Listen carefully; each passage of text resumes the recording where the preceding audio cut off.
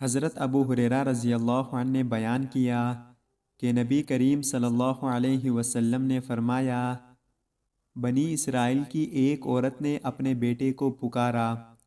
اس وقت وہ عبادت خانے میں تھا۔ ماں نے پکارا کہ اے جریج جریج، پس و پیش میں پڑ گیا اور دل میں کہنے لگا کہ اے اللہ، میں اب ماں کو دیکھوں یا نماز کو؟ پھر ماں نے پکارا اے جریج، وہ اب بھی اس پس و پیش میں تھا کہ اے اللہ، میری ماں اور میری نماز۔ ماں نے پھر پکارا اے جریج، وہ اب بھی یہی سوچے جا رہا تھا، اے اللہ، میری ماں اور میری نماز۔ آخر ماں نے تنگ ہو کر بد دعا کی، اے اللہ، جریج کو موت نہ آئے جب تک وہ فاحشہ عورت کا چہرہ نہ دیکھ لے۔ جریج کی عبادت گاہ کے قریب ایک چرانے والی آیا کرتی تھی جو بکریاں چراتی تھی۔ اتفاق سے اس کے بچہ پیدا ہوا۔ لوگوں نے پوچھا کہ یہ کس کا بچہ ہے؟ اس نے کہا کہ جریج کا ہے۔ وہ ایک مرتبہ اپنی عبادت گاہ سے نکل کر میرے پاس رہا تھا۔ جریج نے پوچھا کہ وہ عورت کون ہے جس نے مجھ پر تہمت لگائی ہے کہ اس کا بچہ مجھ سے ہے؟ عورت بچے کو لے کر آئی تو انہوں نے بچے سے پوچھا کہ بچے، تمہارا باپ کون ہے؟ بچہ بول پڑا کہ ایک بکری چرانے والا گڈریا میرا باپ ہے۔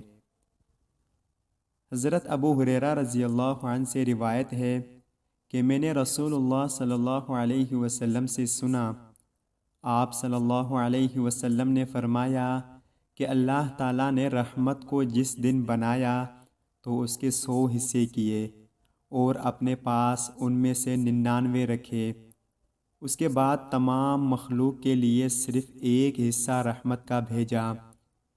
پس اگر کافر کو وہ تمام رحم معلوم ہو جائے جو اللہ کے پاس ہیں تو وہ جنت سے نا امید نہ ہو، اور اگر مومن کو وہ تمام عذاب معلوم ہو جائیں جو اللہ کے پاس ہیں تو دوزخ سے کبھی بے خوف نہ ہو۔ رسول اللہ صلی اللہ علیہ وسلم کا ارشاد ہے کہ حسد صرف 2 باتوں میں جائز ہے۔ ایک تو اس شخص کے بارے میں جسے اللہ نے دولت دی ہو اور وہ اس دولت کو راہ حق میں خرچ کرنے پر بھی قدرت رکھتا ہو، اور ایک اس شخص کے بارے میں جسے اللہ نے حکمت کی دولت سے نوازا ہو اور وہ اس کے ذریعے سے فیصلہ کرتا ہو اور لوگوں کو اس حکمت کی تعلیم دیتا ہو۔ اللہ تعالی ہم سب کو ان پیاری احادیث پر عمل کرنے کی توفیق عطا فرمائے، آمین یا رب العالمین۔ السلام علیکم ورحمۃ اللہ وبرکاتہ۔ آپ سب دیکھنے والوں کا بہت شکریہ۔